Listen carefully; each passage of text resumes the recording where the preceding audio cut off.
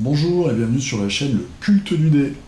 Voilà, donc en août, pendant ma vidéo de présentation de l'extension des Contrées de l'horreur sur Strange Remnants, j'avais fait un petit appel pour la prochaine partie, donc celle qui va commencer aujourd'hui. Je vous avais proposé 3 menaces différentes. Et à l'écrasante majorité, le Roi en jaune est arrivé en premier. Donc le Roi en jaune, c'est une création de fans qu'on peut trouver sur Board Game Geek. Et c'est également un livre de Robert W. Chambers, le Roi en jaune. On voit ici qui vient d'être réédité au livre de poche. Alors, ils nous ont fait un livre de poche avec une couverture dure pour le vendre plus cher.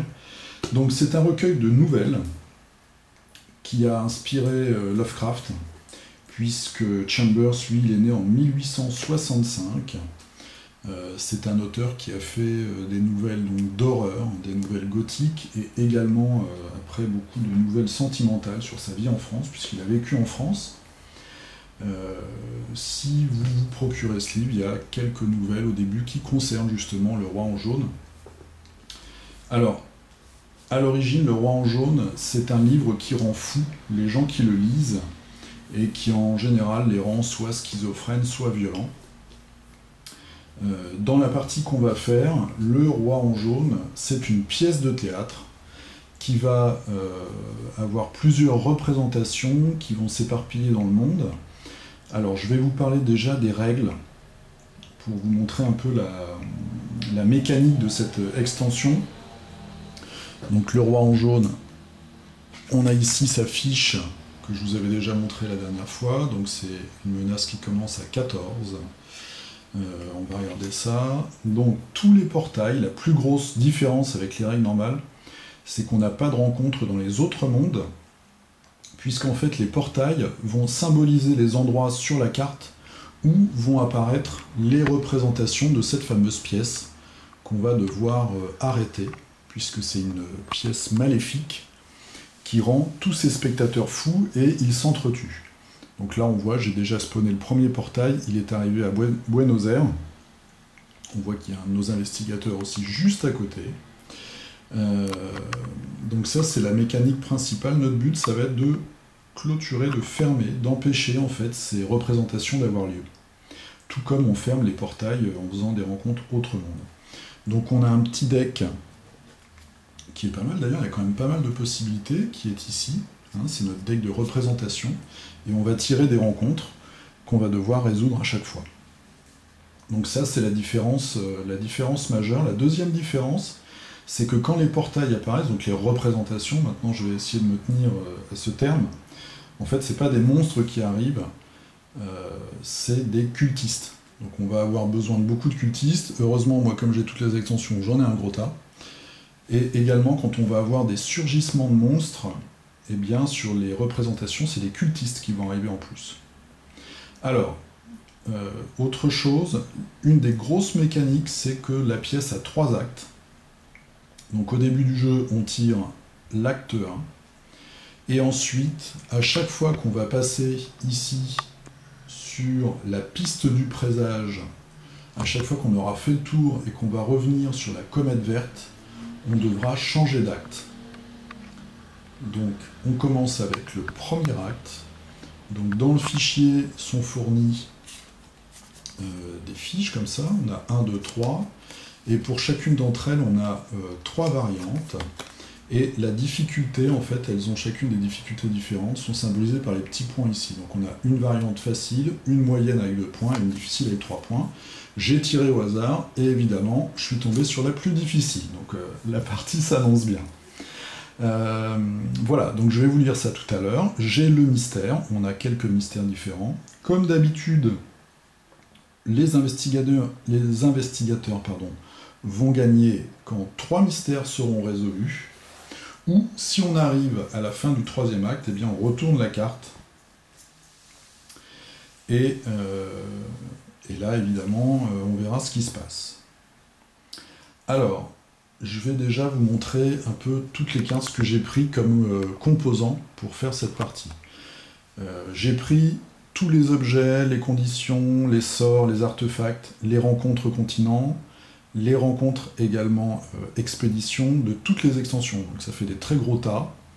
Et j'ai pris aussi tout ce qui est unique asset, donc asset ça veut dire atout, c'est-à-dire quand on va faire des rencontres, parfois, au lieu de gagner un objet normal ou un artefact ou un sort, on va gagner un de ces atouts. Voilà, ce qui permet de scénariser un petit peu plus les rencontres, ce que j'avais déjà montré dans les quelques unboxings que j'ai fait. Ensuite, je vais vous montrer déjà les objets que j'ai tirés pour la réserve. Donc on a un chercheur de la loge à 3 points. Donc si on terrasse un monstre lors d'une rencontre combat, on peut récupérer une santé mentale et on gagne un indice.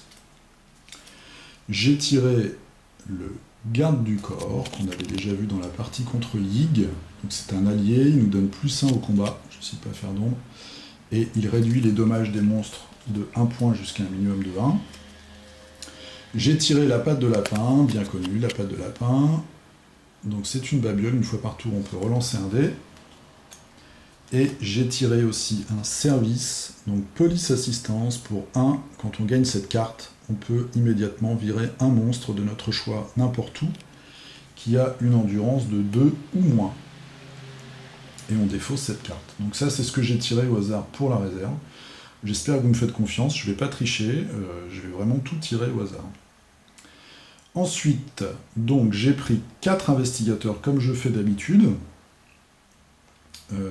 sauf que j'ai retiré les investigateurs évidemment qui sont morts pendant ma partie contre Yig. Donc je vais vous présenter tout de suite ces investigateurs. J'ai pris 2 hommes et 2 femmes, j'ai tiré au hasard jusqu'à avoir 2 hommes et 2 femmes. La première c'est Lola Hayes, donc l'actrice. Alors elle, ses actions, dépenser n'importe quel nombre de pions, amélioration, puis améliorer les compétences de votre choix pour chaque pion dépensé. Un pion +2 compte pour 2 pions. Voilà, donc on peut remettre, comme c'est une actrice, elle a plusieurs personnalités je pense, et on peut donc gérer les améliorations de compétences. Une fois par tour, un investigateur sur votre case peut lancer un dé supplémentaire quand il résout un test. Elle va commencer la partie à Tokyo. Elle va commencer avec comme objet un Derringer, donc c'est un petit pistolet. Voilà, vous pouvez ajouter 1 au résultat de 1 dé quand vous résolvez un test de combat, enfin de force lors de combat. Et également, elle peut améliorer une compétence de votre choix, donc là je vais vous laisser choisir. Ça va être notre première décision commune. Donc ça c'est ses compétences, elle a 2 en savoir, 4 en influence, 2 en observation, 2 en force et 3 en volonté. On va voir un petit peu où elle se situe et ce qu'il y a autour d'elle pour choisir dans de bonnes conditions. Ensuite, donc j'ai pris aussi, dans mon tas d'investigateurs, j'ai pris des investigateurs de toutes les extensions. Squids O'Toole, donc ça c'est, il vient avec la toute dernière extension, c'est un ancien braqueur. Donc action, vous pouvez défausser un objet ou une babiole, je crois, trinket, pour gagner un objet de notre choix dans la réserve. Pour une valeur égale ou inférieure de 1 de la valeur de ce qu'on défausse. Voilà, donc on peut échanger nos objets. Quand on jette un 1 sur un test, on peut relancer le dé, ce qui est pas mal ça, j'avais pas vu. Donc il a 6 et 6, alors il a 2 en savoir, 1 en influence, 3 en observation, 4 en force et 3 en volonté. Et il commence avec un seul objet, c'est une hache, donc la hache du maniaque. Voilà, on gagne +2 en force pour nos rencontres de combat. Vous pouvez dépenser 2 de santé mentale pour relancer n'importe quel nombre de dés quand vous résolvez un test de force lors d'une rencontre de combat. Donc ça c'est Squids O'Toole, et lui il commence à Buenos Aires, c'est justement là où on a la première représentation du roi en jaune et notre premier cultiste. Donc ça commence déjà fort. Ensuite, j'ai tiré plutôt donc Zoé, je vous l'avais présenté pendant mon unboxing, Zoé Samaras, qui est une chef, donc une cuisinière, mais qui a une activité nocturne qui est de dézinguer des cultistes et des monstres. Alors, action, si vous avez moins de 2 atouts, vous pouvez gagner un atout. Donc l'atout, c'est ce qui arrive avec les montagnes de la folie, c'est le gros paquet que j'ai. Ensuite, si vous n'avez pas perdu de santé mentale pendant un combat, vous pouvez relancer 2 dés additionnels. Vous pouvez lancer 2 dés additionnels quand vous résolvez le test de force pendant le combat. Je vous l'avais déjà présenté, elle est très très forte contre les monstres. 3 en savoir, 2 en influence, 1 misérable, 1 en observation, 3 en force et 4 en volonté. Elle commence à Rome, et alors à Rome, on a déjà l'expédition. Voilà, j'ai tiré l'expédition. Boum. Et comme objet, elle a la Sainte Croix. Donc la Sainte Croix, on gagne 2 en volonté lors des rencontres de combat. Donc on voit qu'elle est déjà, par son habilité, bien équipée pour les combats. Et le dernier, donc j'ai tiré George Barnaby, l'avocat, voilà, qui est tranquillos avec sa pipe. Donc lui, action, fait un test d'influence. Pour chaque succès, un investigateur de votre choix, sur n'importe quel espace de la carte, peut défausser une dette ou une condition détenue. Ça, c'est les conditions sur lesquelles je suis tombé assez souvent pendant ma toute première partie contre Shel-Nigurath. Je trouve que c'est quand même assez utile. Une fois par round, vous pouvez dépenser un focus pour ajouter 1 au résultat d'un dé quand vous résolvez un test. Donc je vais aussi utiliser la règle du focus qui est apparue avec les montagnes de la folie. Alors savoir 3, influence 4, observation 2, force 1 et savoir et volonté 3. Lui, il va commencer en Inde. Voilà, donc il est ici. En objet, il a la montre à gousset. Voilà, on ne peut pas être retardé, sauf si on choisit de l'être. Et il a donc une tâche, investissement, si j'arrive à faire le point. Voilà, je vais mettre ma main derrière. Voilà. Donc c'est une tâche avec un effet sentence. Donc votre investissement porte ses fruits, vous pouvez défausser cette carte pour gagner une condition funding, donc c'est en fond. Fortune destin d'avantage, on verra ça si ça arrive. Ça va arriver, je pense, parce que des effets sentence, nous allons en avoir. Alors, je vais maintenant vous montrer, donc je vous ai dit, la première représentation arrive à Buenos Aires avec notre ami Squitz. Hop là, est-ce que j'arrive à me diriger? On est là, à Buenos Aires, donc il a déjà son premier copain le cultiste et la première représentation. Le premier acte. Alors, on voit qu'on est tombé sur les 3 points, donc les plus difficiles. Sur chaque carte d'acte, on a les compétences des cultistes. Donc, pendant tout cet acte, les cultistes vont avoir 1 pour le test d'horreur, 1 pour le test de combat et une endurance de 2. Donc, les lumières s'éteignent, le rideau rouge s'écarte, l'air s'emplit de fumée et voilà, ça commence sur la super traduction et je ne sais pas. Donc voilà, on récite un texte par cœur. Alors, les effets sentence, on jette un dé. Si le résultat est inférieur ou égal au nombre de cultistes sur le plateau, tous les investigateurs vont perdre 1 santé mentale et 2 de santé physique. Quand la piste du destin, la piste du présage, avance sur l'espace vert, donc c'est ce que je vous avais dit tout à l'heure, on avance le destin de 1 et on passe au deuxième acte. Donc ça c'est... je trouve pas ça trop dur, donc j'ai pas regardé les autres cartes. Bon, les cultistes ils sont jouables, ils ont 1 et 1 et 2. Et bon alors, les effets sentence, on jette un dé, pour l'instant on n'a qu'un cultiste. Donc ça devrait être jouable pour pas perdre trop de santé mentale et de santé physique. Maintenant, le premier mystère. Alors, le premier mystère, on le voit ici, Globetrotter, le roi semble se focaliser ses efforts sur les plus grandes villes autour du monde. Is Rich, donc c'est son allonge dans les jeux d'escarmouche, mais C'est son pouvoir, on va dire, l'extension de son pouvoir est grand. Mais si vous êtes suffisamment rapide, vous pourrez sûrement le ralentir.